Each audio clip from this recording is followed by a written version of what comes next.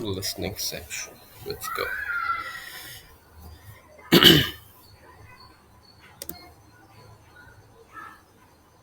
To change the volume, this section measures your ability to understand conversations and lectures in English.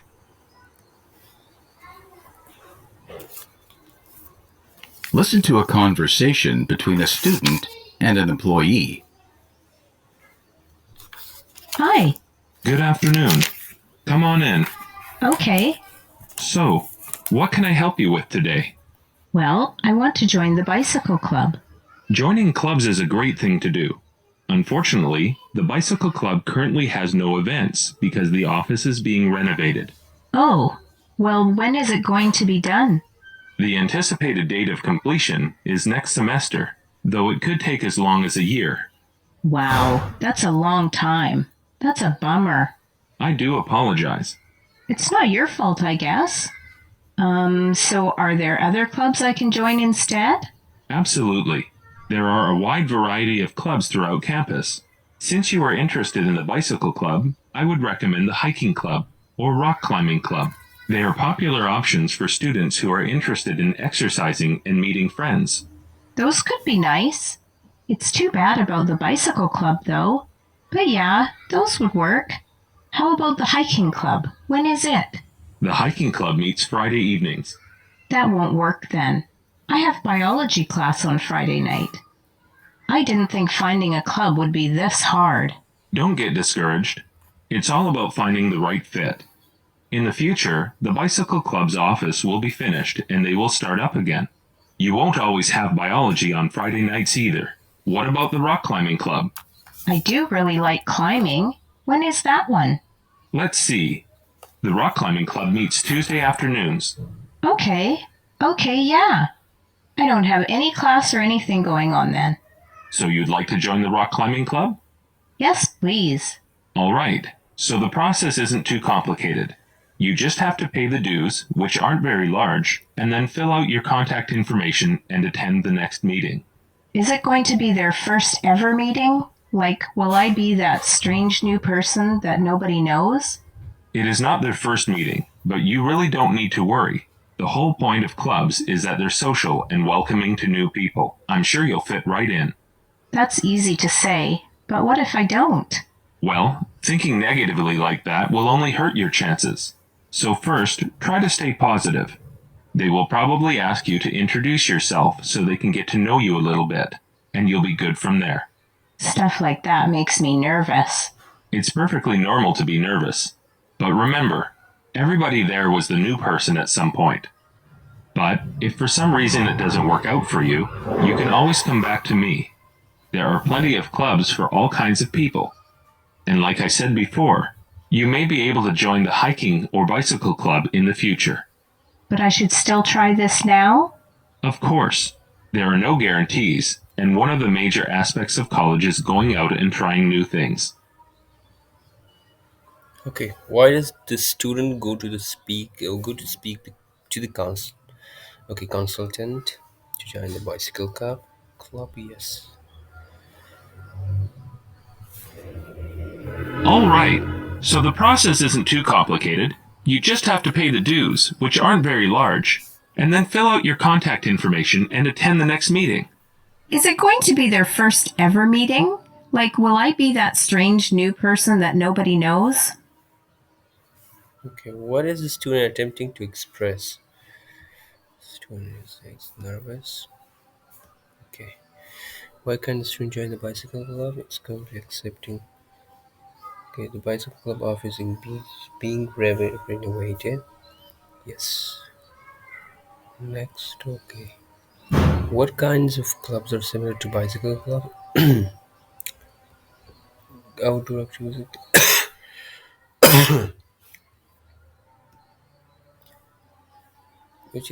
Which of the following is not a benefit of joining the rock climbing club? Vehicle power, revenue under the bed.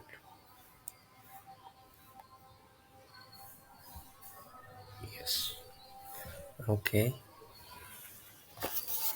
Listen to part of a lecture in a biology class. So, Continuing our discussions of environmental adaptation, today I want to focus on a species of fish called the notothenioids. Bit of a mouthful, I know. Scientists have documented over 90 species of notothenioids in both deep and shallow waters. You're getting creeped out by the PowerPoint slide, don't worry. They really only live around Antarctica. Most of them are pretty small. However, a few species can weigh up to 150 kilograms. These fish can be identified by their huge eyes, insulated with a layer of thick, transparent protective tissue. This kind of tissue protects the fluid in their eyeballs from freezing in the incredibly cold seawater. Remember, salt water has a lower freezing point than fresh water, so moisture in an animal's tissue would be particularly vulnerable to freezing and causing cell death. So while the cold ocean of Antarctica could freeze and kill most fish, the notothenioids end up thriving in these icy waters. They actually make up nearly 95% of all fish species in the Southern Ocean around that cold continent.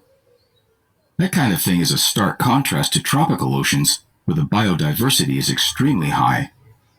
When you think of a tropical reef, for instance, you probably imagine a plethora of different types of fish and sea creatures living together and preying on each other.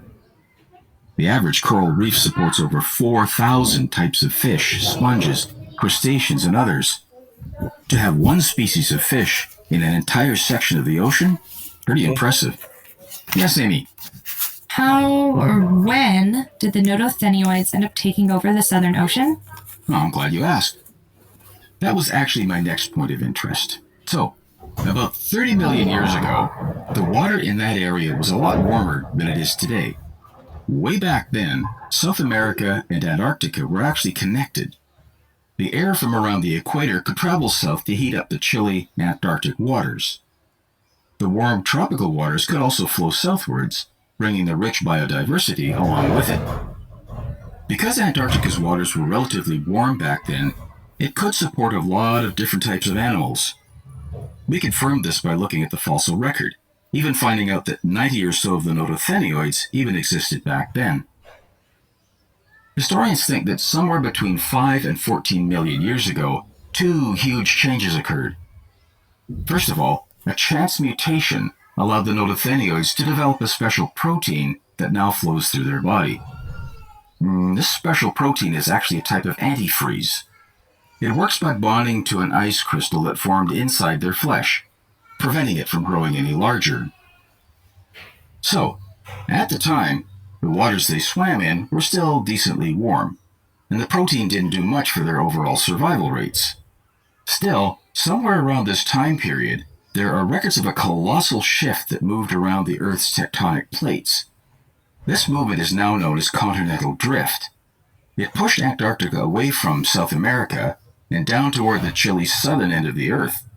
This caused a current to swirl up and form, encircling the cooling continent with a rush of cold water. This cold water prevented warmer tides from intermingling. It eventually dropped to the sub-zero icy landscape we know today. As you may have guessed, the tropical fish didn't do so well in the sudden drop of environmental temperatures, and many species went extinct. Luckily for the notothenioids, they had a handy-dandy gene mutation that let them produce this antifreeze protein. Now the only type of fish that could survive the cold waters, it had virtually no competition for food or resources and went wild. So, as its population increased dramatically, they migrated into different parts of oceans. Over time, they developed different physical adaptations to survive in their particular environment. Eventually, they split off into subspecies, mutated a bit more, had a bit of geologic morphology going on. Very cool stuff. We call this kind of physical differentiation process of adaptive radiation. It really only happens when a species rapidly changes and ends up with quite a few new species to fill empty niches that either didn't exist before or weren't available. So now we have about 90 species of notothenioids kicking it in the Southern Ocean. Okay, what is the lecture mainly about?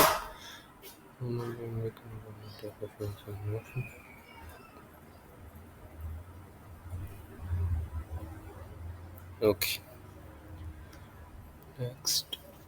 Why did the antifreeze protein originally give no special advantage in the earliest nothing in terms of same protein? Were not living in sub-freezing temperatures. The effective entrepreneur. Okay, the antifreeze protein function only in smalls. No, yeah, were not living in sub-freezing. What characteristics of meteors help them survive in sub-freezing temperature? Okay, they maintain usually high body temperature. A special tissue in their eye enables them to see through ice. A special proteins make their blood circulate too fast to freeze. Ice crystal in their bodies uh, are prevented from growing large enough to harm themselves. Okay, tissue eyeball freezing. A special tissue in their eyeballs eyes enable them to see through ice. Okay, sub-freezing them survive. Survive special protein make their blood circulate too fast. I don't know. So let's go. Okay. What is the professor mentioned that reefs support more than 4,000 special species of fish? To find out what students know about tropical. Yeah. According to Professor, which factor led to the rapid distribution of throughout the southern oceans?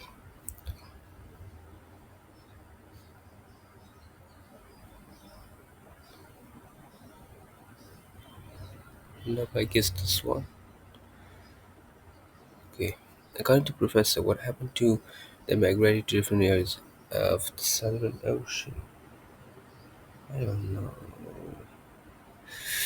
They evolved into a wide variety of species. They have only ability to some of them became extinct because many predators, some of them developed to freeze proteins.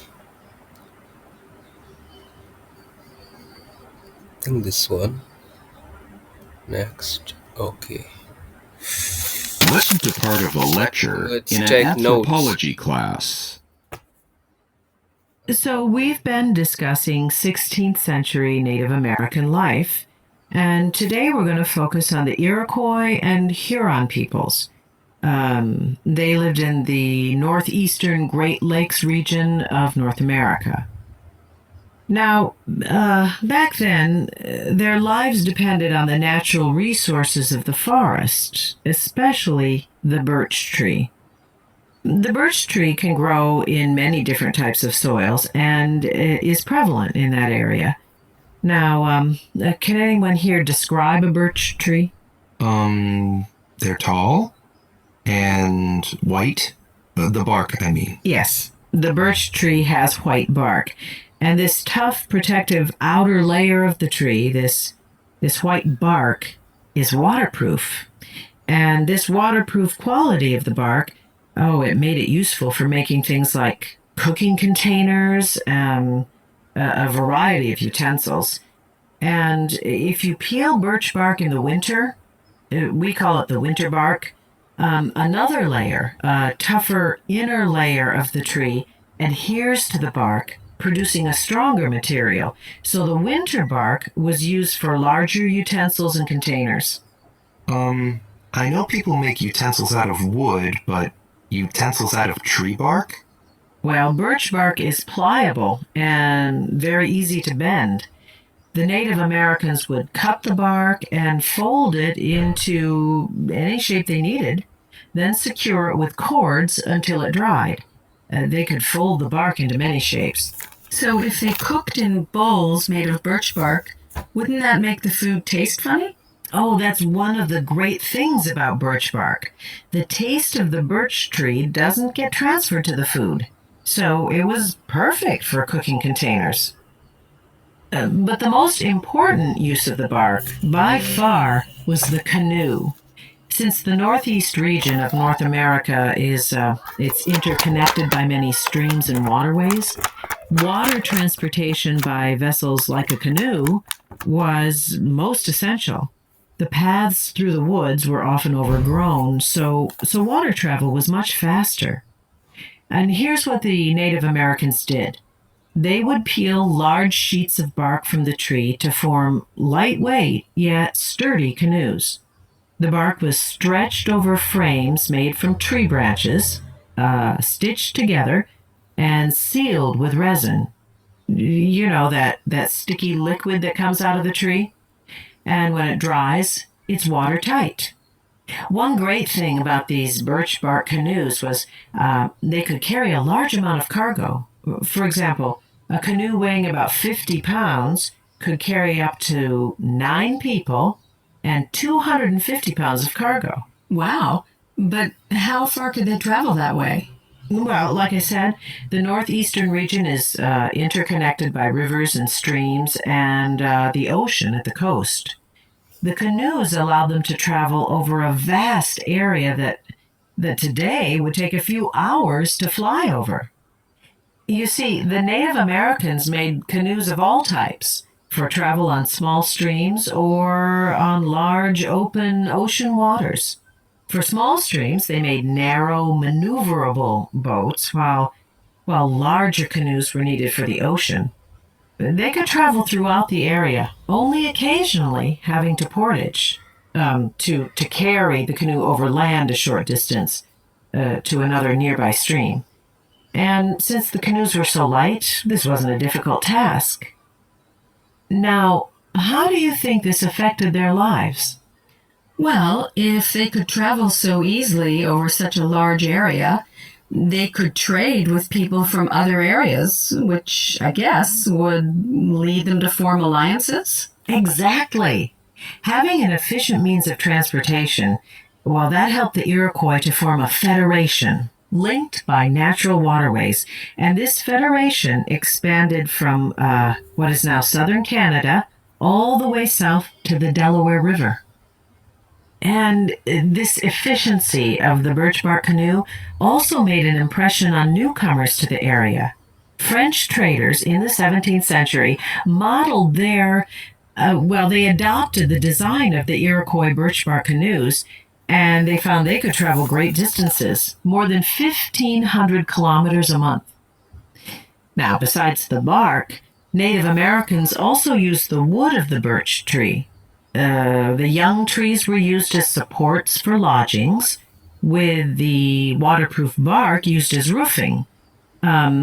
Branches were folded into snowshoes, and the Native American people were all adept at running very fast over the snow in these birch branch snowshoes, which, if you've ever tried walking in snowshoes, you know isn't easy. Oh, that was a long conversation. Okay, what is the lecture mainly about? Different kinds of trees used for building canoes, various methods of Native American transportation, the value of birch trees to some Native American groups, the trading of birch wood. I think this one is the correct one. Let's go. It was all about birch trees. According to the professor, choose two answers. Okay. Bark made it useful to native women. Okay, it is easy to fold and it is rough. It can be eaten, it repels water. Let's see, it has a rough tracks. No. I think rough. Let's go. Next. According to Professor, the can important to some affair. Choose two answers.